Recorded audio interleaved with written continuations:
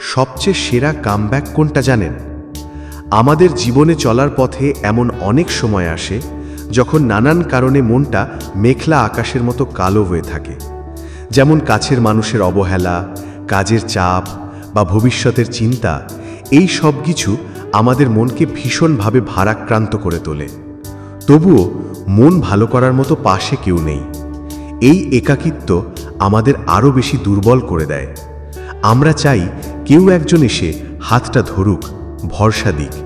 কিন্তু সত্যিটা হলো, এই চাওয়া, অন্যের ওপরেই নির্ভরতা আমাদের আরও হতাশ করে। কিন্তু এই গল্পের সবচেয়ে সুন্দর মোড়টা তখনই আসে যখন আপনি নিজেই নিজের মন খারাপটা ভালো করেন আর মনের খেয়াল রাখতে শুরু করেন। যখন আপনি বুঝতে পারেন যে আপনার মন ভালো করার দায়িত্বটা আসলে আপনারই। দিন শেষে যখন সব কিছুর শেষে আপনি একা, তখন নিজেই নিজের বন্ধু, নিজেই নিজের সব কিছু। আপনি নিজেকে বোঝান যে মন খারাপ করে থেমে থাকলে হবে না।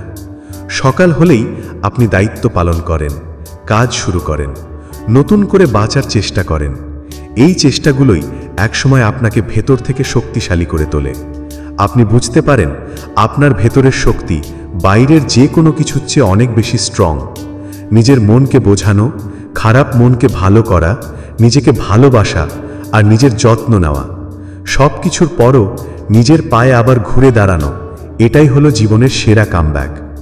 অন্যের দেওয়া ক্ষণিকের আনন্দর চেয়ে নিজের ভেতরের এই স্থায়ী শক্তি আর শান্তি অনেক বেশি দামি। তাই যখনই মন খারাপ হবে, মনে রাখবেন আপনার ভেতরের আলোটা জ্বালানোর ক্ষমতা শুধু আপনারই হাতে। এই পথটা হয়তো একার, কিন্তু এই একাকিত্বই আপনাকে সবচেয়ে বেশি আত্মনির্ভরশীল ও শক্তিশালী করে তুলবে। দিন শেষে আপনিই আপনার সবচেয়ে সেরা বন্ধু, আপনিই আপনার সব কিছু।